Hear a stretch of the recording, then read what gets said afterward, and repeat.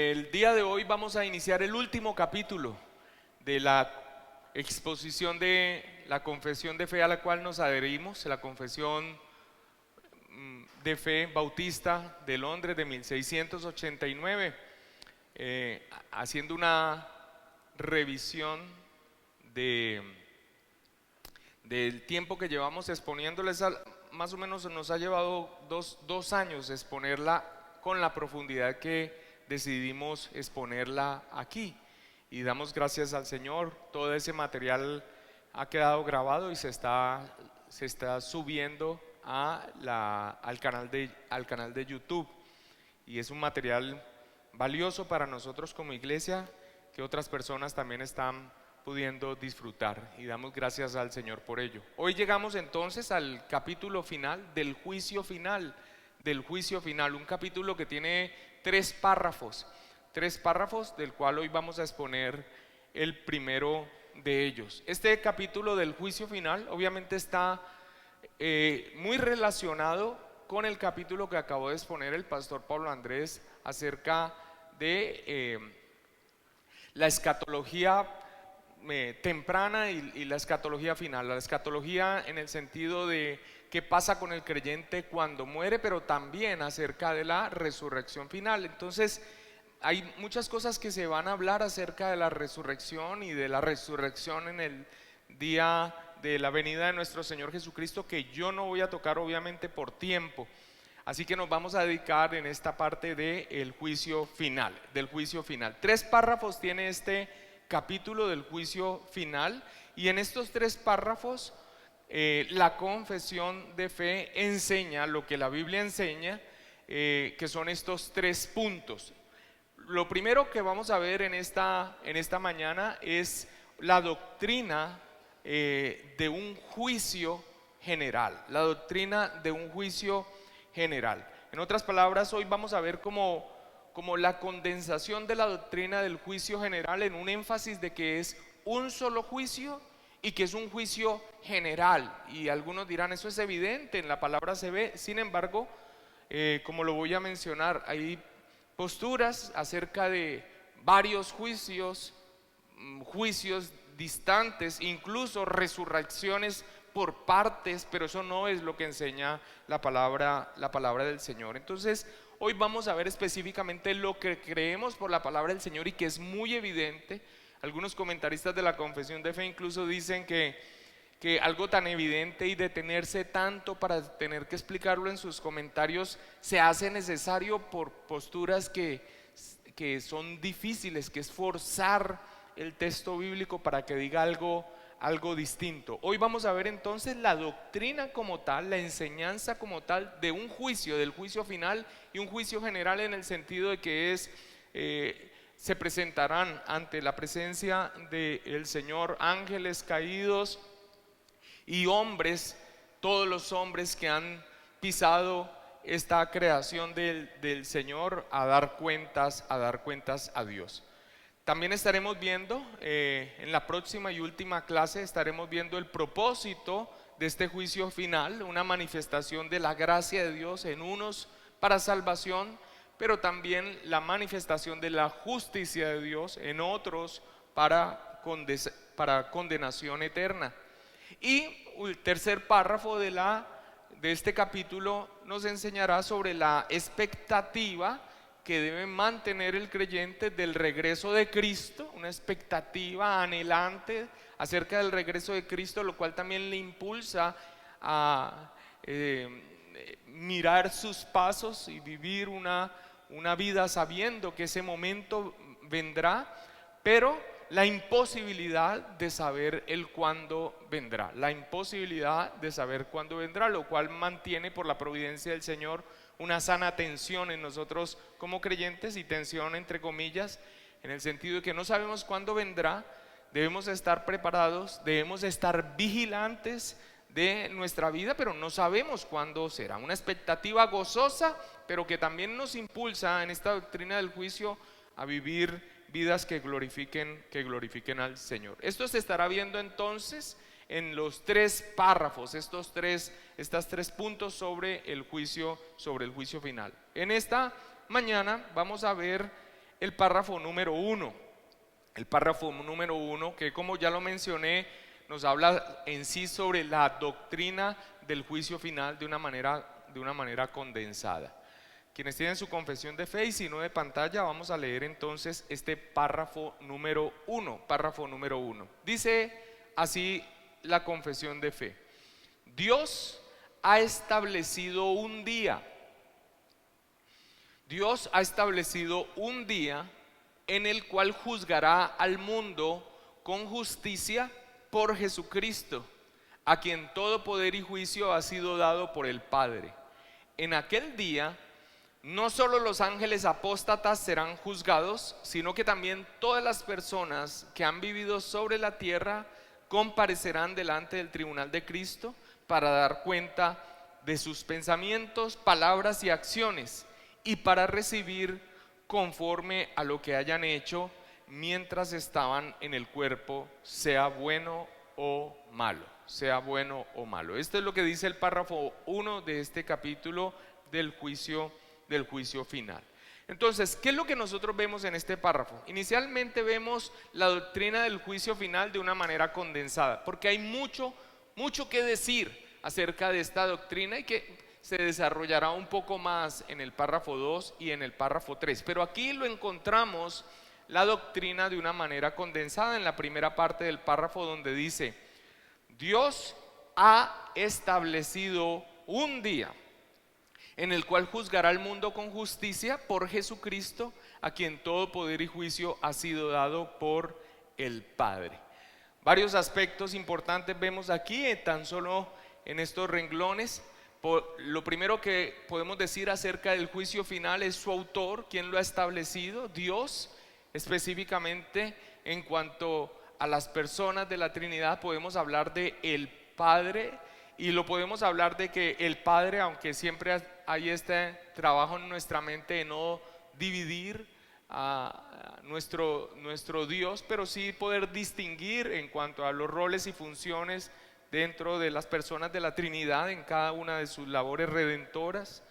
Aquí es Dios el Padre quien establece este juicio. Dios, ya lo vamos a ver. La ocasión es: ha establecido un día, y esta parte es importantísima porque algunos desde posturas distintas con respecto a la escatología hablan de varios juicios distintos, incluso juicios distanciados aún en el tiempo. Dios ha establecido un día. ¿Quiénes son los que van a comparecer en ese juicio? Al mundo. O sea, es lo que la palabra del Señor habla: todo ser moral, excepto los ángeles, que por la bondad de el Señor nunca cayeron, pero de resto todo ser moral, ángeles que cayeron, como todo ser humano a partir de Adán, comparecerá ante este juicio. La manera, dice, con justicia, juzgará al mundo con justicia. ¿Y quién será entonces el ejecutor de ese juicio? El Señor Jesucristo. Dios el Padre como el autor, la ocasión, ha establecido un día.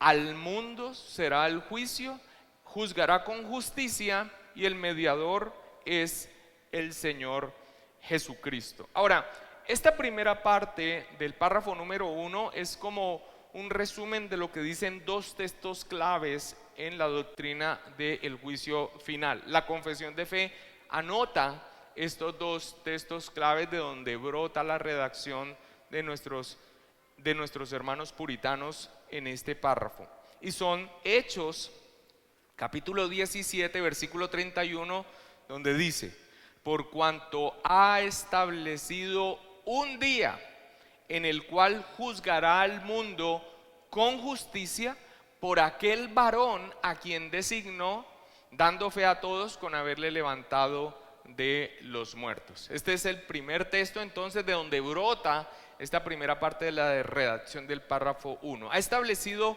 un día en el cual juzgará al mundo con justicia.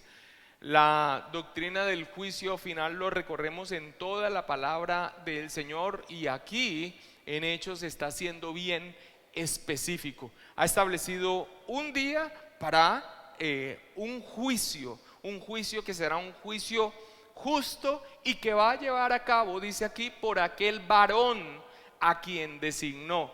Claro, una alusión a nuestro Señor Jesucristo como quien estará allí juzgando.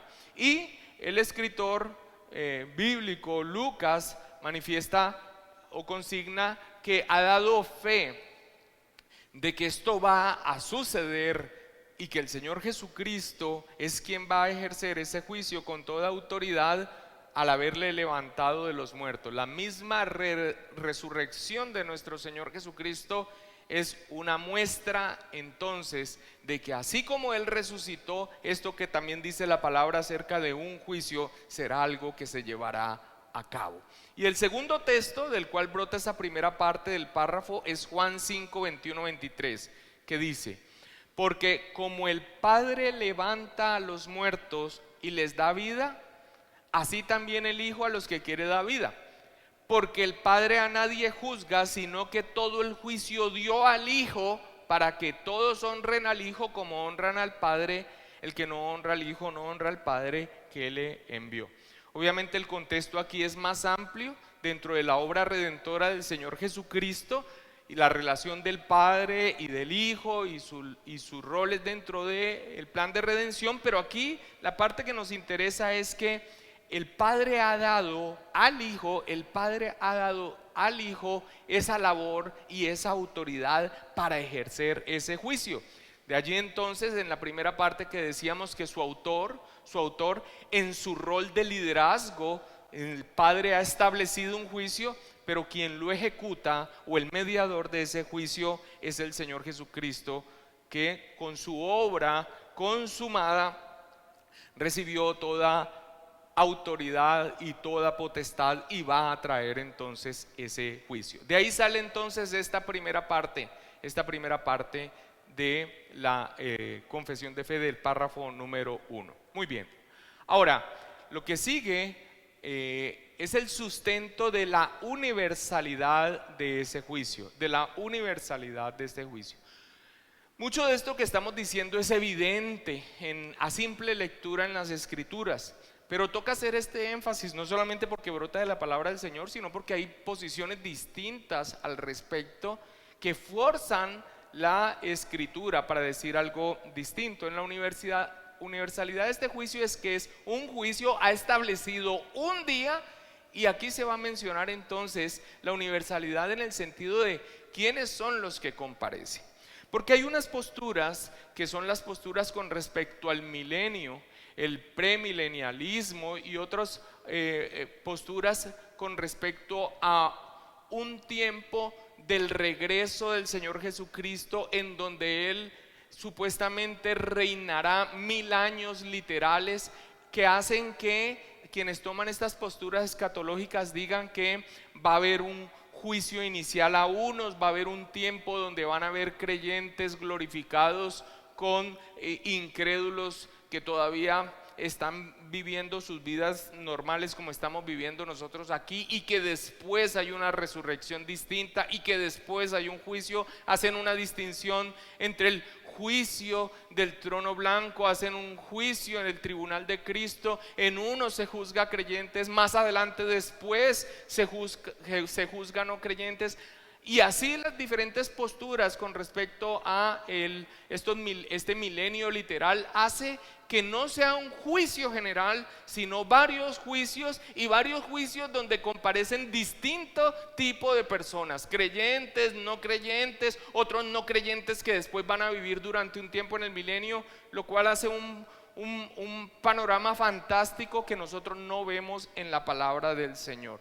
Y aquí la confesión de fe habla de la universalidad del juicio, que son todos comparecerán en ese juicio en aquel día. Es lo que a continuación dice el párrafo.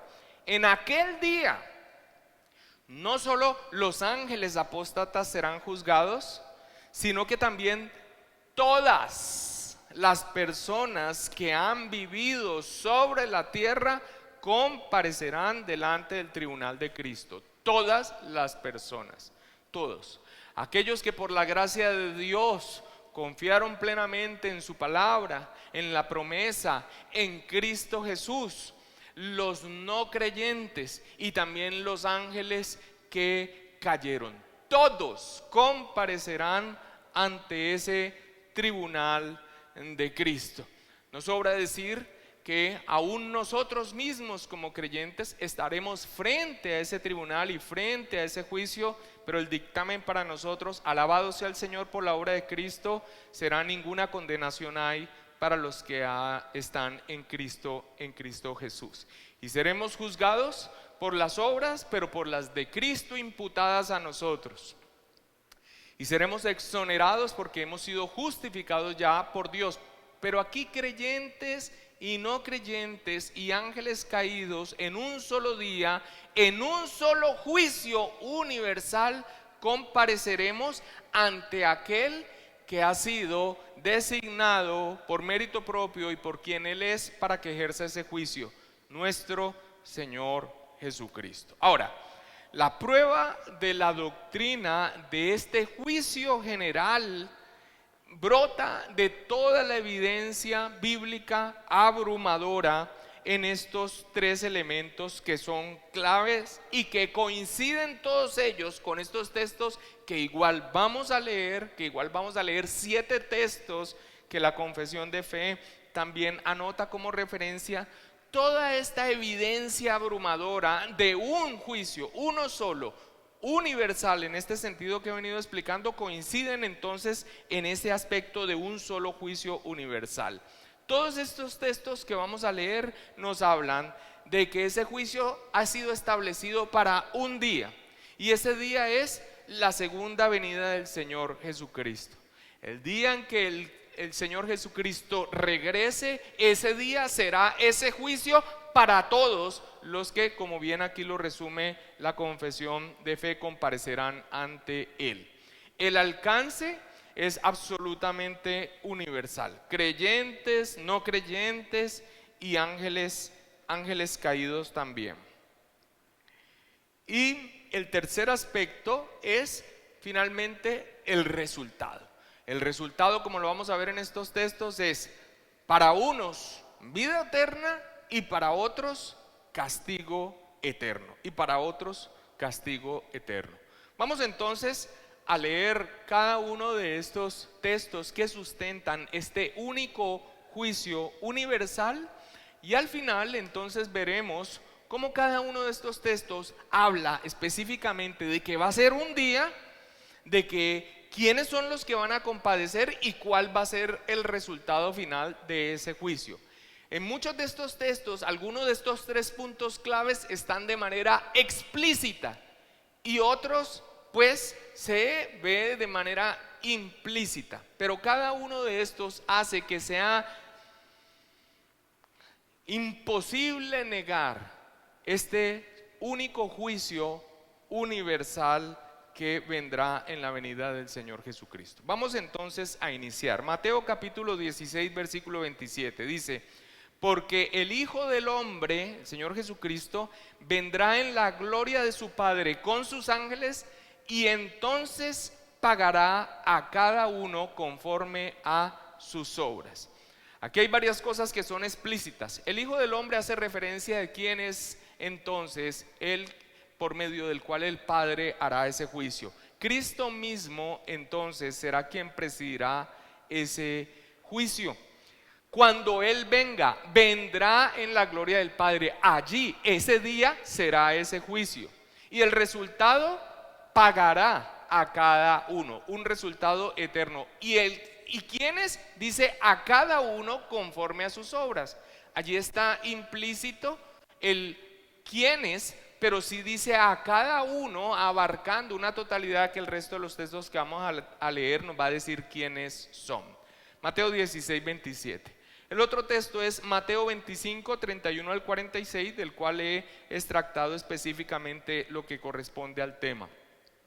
Cuando el Hijo del Hombre venga en su gloria y todos los santos ángeles con Él, entonces se sentará en su trono de gloria y serán reunidas delante de Él todas las naciones, y apartará a los unos de los otros, como aparta el pastor las ovejas de los cabritos.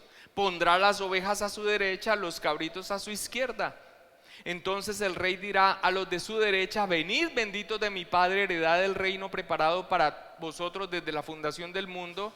Entonces dirá también a los de la izquierda: apartados de mí, malditos, al fuego eterno preparado para el diablo y sus ángeles. E irán estos al castigo eterno y los justos a la vida eterna. Explícito aquí, ¿quién ejecuta el juicio? Cuando el Hijo del Hombre. ¿Cuándo ejecuta el juicio? Cuando venga en su gloria. Su ejercicio de autoridad en ese juicio: se sentará en su trono. ¿Quiénes son entonces el objeto de ese juicio? Se reunirán delante de él todas las naciones.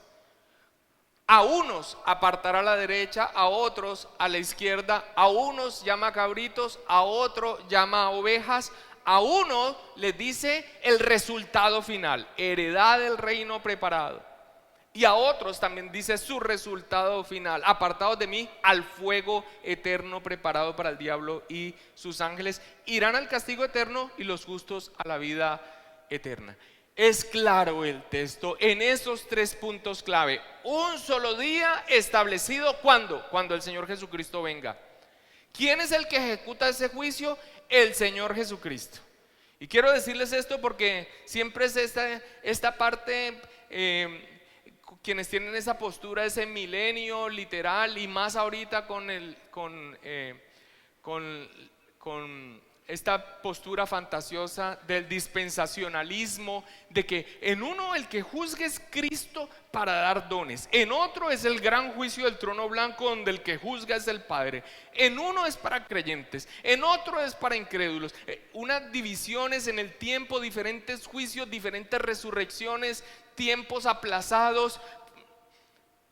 Una película que, tomado con diferentes versículos, explicado, extractado en diferentes versículos, su atractivo es como que se apega a una literalidad de lo que dicen cada texto, pero por porciones, sin ver lo que de manera evidente y directa textos como esto irrefutablemente hablan acerca de este juicio general en un día específico, en la venida del Señor Jesucristo.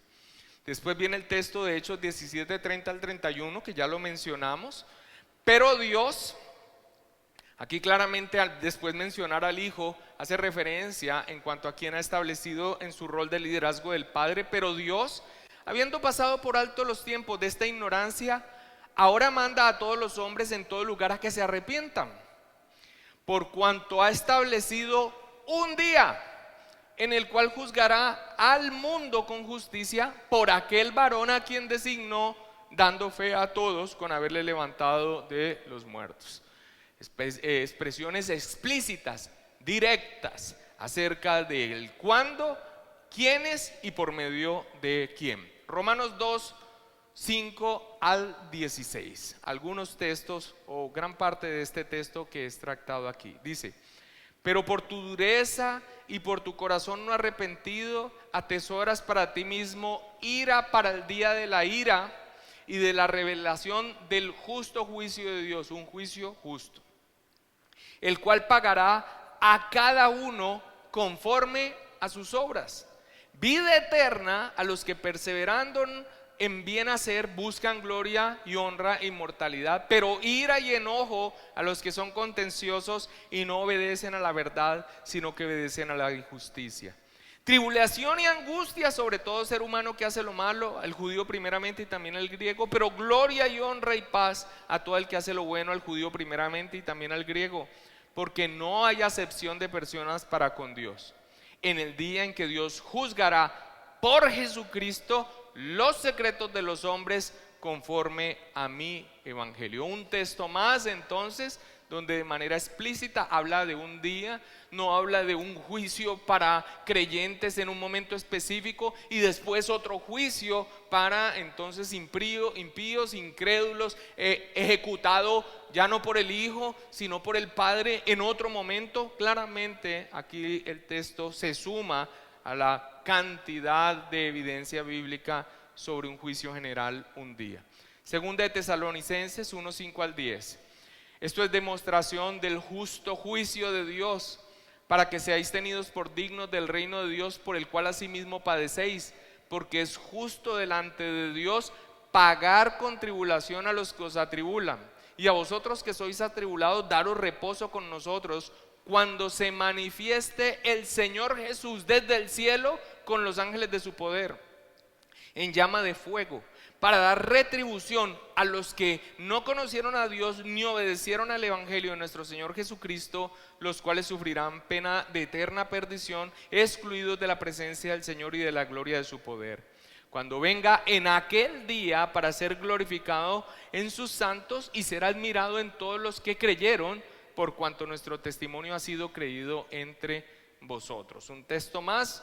Voy a pasar por alto en mencionar la parte explícita de los 3 puntos claves que nos hablan de un solo juicio, y un juicio general ejecutado por el mediador, porque es sumatoria de la evidencia bíblica. Segunda de Pedro 3, 3 al 13 dice: en los postreros días vendrán burladores, diciendo: ¿dónde está la promesa de su advenimiento? ¿Qué hubo que entonces no que iba a venir? Pero el día del Señor vendrá, hablando de un día, el día del Señor, como ladrón en la noche, en el cual los cielos pasarán con gran estruendo y los elementos ardiendo serán deshechos, y la tierra y las obras que en ella hay serán quemadas. Puesto que todas estas cosas han de ser deshechas, ¿cómo no debéis vosotros andar en santa y piadosa manera de vivir, esperando y apresurándoos para la venida del día de Dios, en el cual los cielos encendiéndose serán deshechos y los elementos siendo quemados se fundirán?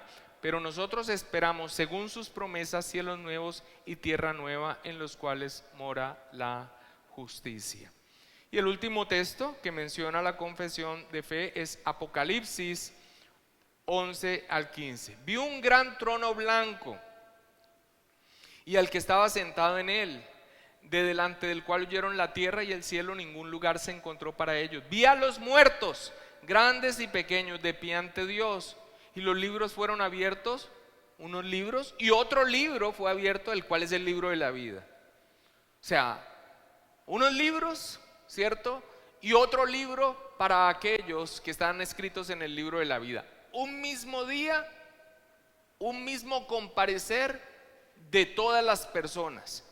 Unos anotados en un libro, otros sus actos anotados en otros libros.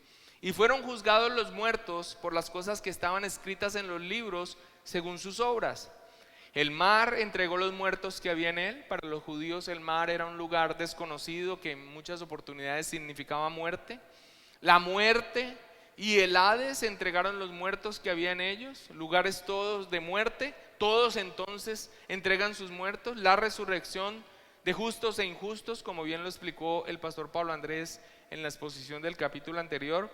Y fueron juzgados cada uno según sus obras, y la muerte y el Hades fueron lanzados al lago de fuego. Está la muerte segunda, y el que no se halló inscrito en el libro de la vida fue lanzado al lago de fuego.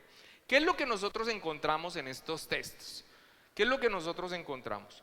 En Mateo 16, en Mateo 25, Hechos, en cada uno de los que nosotros leemos, nosotros vemos en cada uno de ellos expresiones explícitas sobre lo que afirma la doctrina del juicio final, como es consignado en nuestra confesión de fe. Un día, un juicio universal, un ejecutor de un juicio y un resultado inmediato para quienes pasan por ese juicio. Y en cada uno de estos textos, la letra E representa, que lo dice explícitamente, cuándo será el alcance y los resultados. En algunos se dice explícitamente y en otros aparece de manera implícita, la evidencia implícita para la doctrina como está expresada en nuestra confesión de fe. Pocas veces nosotros nos tomamos como ese trabajo de estar leyendo cada uno de los textos de referencia, pero aquí son necesarios precisamente por posturas que muchos de nosotros incluso aprendimos tiempo atrás o nos enseñaron tiempo atrás, de un panorama que es forzado forzado de las Escrituras. Este es muy evidente, es algo que la evidencia bíblica lo habla con claridad. Es por eso que nos hemos tomado la tarea de leer cada uno de los textos. Ahora, ¿qué es lo que va a ser juzgado ese día? ¿Qué es lo que va a ser juzgado? Ya pasamos a una tercera parte que la menciona la confesión de fe en la parte final del párrafo. Dice, para dar cuenta de sus pensamientos, palabras y acciones, y para recibir conforme a lo que hayan hecho mientras estaban en el cuerpo, sea bueno o malo. Miren, y algunos se sorprenden en este punto. ¿Qué es lo que se va a juzgar? Se va a juzgar al hombre, a las criaturas morales, se va a juzgar, y se va a juzgar conforme a sus obras. Y esto también incluye, según la misma palabra del Señor, aún los mismos pensamientos y las palabras. O sea, todo lo que brota del corazón del hombre, aún aquellas cosas que no ejecuta, pero aún pasan por su mente. Todos vamos a ser juzgados sobre la base de nuestras obras. Pastor, ¿y si somos exonerados sobre base de obras? Y la respuesta es sí y no. No sobre las nuestras, porque obviamente entonces seríamos destinados a condenación eterna. Pero sí sobre la base de unas obras que nos han sido imputadas. ¿Las de quién? Las de Cristo. Pero pastor, nosotros no somos salvos por gracia mediante la fe, sin lugar a dudas. Mediante la fe nosotros hemos depositado nuestra confianza en el Señor Jesucristo, y mediante la fe somos nosotros justificados, aprobados por Dios. Se nos considera inocentes, pero el otro aspecto de la justificación es que también se nos atribuyen las justicias de Cristo. En otras palabras, amados hermanos, la base del juicio es las obras, los pensamientos, las acciones, las palabras de todo ser humano, de todo ser humano. Algunas personas, casi que pasando por alto, y este es un clásico, casi que pasando por alto cuál es la condición de toda la raza humana, siempre se preguntan o siempre traen esa pregunta clásica de, bueno, ¿y qué pasará con aquellos que nacieron, por ejemplo, en nuestro continente antes de que llegara una enseñanza bíblica? ¿Qué pasará con aquel indiecito inca que estaba allí? Ok, él será juzgado por sus obras. Pero ¿cuál es la condición de la raza humana? Caída. Ninguno será justificado delante de Dios por sus obras. Aquí no hay ninguna injusticia. Ay, pero es que ellos no escucharon el evangelio. Pero el juicio, ¿qué dice este párrafo 1? Que es un juicio ¿qué? Justo. ¿Cuál es el deber entonces de la criatura de Dios? Obviamente falló en Edén, pero va a ser juzgado. Ok, va a ser juzgado por sus obras. No habrá ninguna injusticia. No es que no tuvieron oportunidad, no, va a ser juzgado por sus obras, por su pensamiento, por sus palabras. Y por más recto y por más correcto que por la gracia común de Dios, aún una persona que no ha escuchado el evangelio pudiese ser, jamás logrará los estándares de un Dios santo, porque su naturaleza es caída y corrupta, y todo lo que no procede de fe es pecado. Pero esto es lo que va a ser juzgado: pensamientos, palabras y acciones, para recibir conforme a lo que han hecho mientras estaban en el cuerpo, sea bueno o malo. Por eso la doctrina de la justificación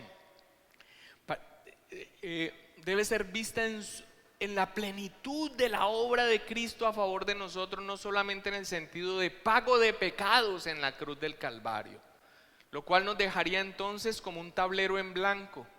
¿Y qué entonces para entrar en esas glorias eternas? A partir de allí entonces depender de buenas obras en lo absoluto.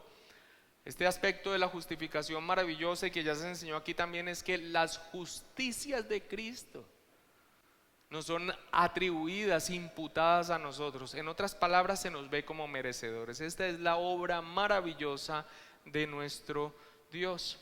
Segunda de Corintios 5:10 nos habla entonces de qué es lo que va a ser juzgado. Es necesario que todos nosotros comparezcamos ante el tribunal de Cristo para que cada uno reciba según lo que ha hecho mientras estaba en el cuerpo, sea bueno o sea malo. Primera de Corintios 4:5, así que no juzguéis nada antes de tiempo, hasta que venga el Señor, el cual aclarará también lo oculto de las tinieblas y manifestará las intenciones de los corazones, y entonces cada uno recibirá su alabanza de Dios. Y el Señor Jesucristo, Mateo 12:36, mas yo os digo que de toda palabra ociosa que hablen los hombres, de ella darán cuenta en el día del juicio. Ahora, viene este aspecto de lo que es juzgado aquí, y como en el párrafo 3 vamos a ver que aún la doctrina del juicio final para nosotros como creyentes es una doctrina importantísima, así nosotros tengamos la paz y la tranquilidad, la seguridad de nuestra salvación, para que nosotros pidamos a Dios y vivamos vidas que le glorifiquen y vidas santas. Porque todo va a ser juzgado, y aunque seamos exonerados, amados hermanos, nosotros hemos de comparecer ante Dios también. Salvos y aprobados, pero será expuesto. Y aquí viene un punto que probablemente nos detengamos un momento en la exposición de los dos últimos párrafos, en el que algunos teólogos señalan lo siguiente, como Berkov: y serán expuestos también nuestros pensamientos, nuestras obras y nuestras intenciones, aún como creyentes, públicamente. Berkov, por ejemplo, dice que sí, y cuando uno dice esto, dice: uy, no, pero qué vergüenza, a pesar de estar seguros de nuestra salvación. ¿Sabe qué impulsa eso a un creyente temeroso de Dios? A vigilar su proceder. Sí, salvos por la gracia del Señor, por la obra de Cristo, bendito sea el Señor, pero que aún nuestras inmundicias y nuestras torpezas, nuestra pecaminosidad y la inclinación a veces torpe de nuestro corazón por la que nos dejamos llevar negligentemente al no mortificar nuestro pecado, será expuesto públicamente. Berkov dice sí, y uno dice: bueno, pero ¿y esto? ¿Y esto en el día final, en el juicio final, aún como creyentes? Pero no es muy tremendo aún para nosotros como redimidos, y siempre es enfocándonos en nosotros, en nosotros, en nosotros. Pero la respuesta que él da es que aún aquellos que gozarán en eternidad, que sea expuesta esa condición terrible, mostrará, acentuará la dimensión de la gracia de Dios aún para nuestra salvación, porque expondrá que aún siendo salvos y aún viviendo vidas santas, es tan solo por la bondad de nuestro Dios que tendremos entonces los disfrutes de esa gloria eterna. Pero por otro lado viene el aspecto también persuasivo para nosotros como creyentes, porque aún lo que sea oculto será expuesto.